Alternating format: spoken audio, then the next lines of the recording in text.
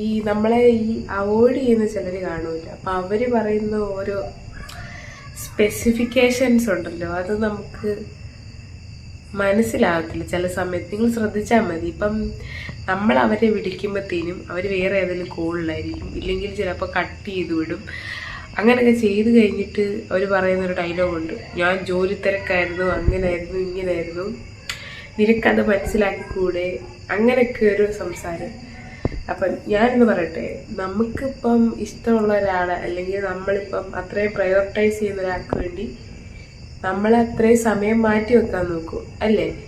ഞാനൊക്കെ അങ്ങനെയാണ്. എൻ്റെ ഒരു റിലേഷൻഷിപ്പ് ആയിരുന്നെങ്കിലും അല്ലെങ്കിലും എൻ്റെ ഫ്രണ്ട്ഷിപ്പ് ആണെങ്കിലും എല്ലാത്തിനും അങ്ങനെയൊക്കെ തന്നെ.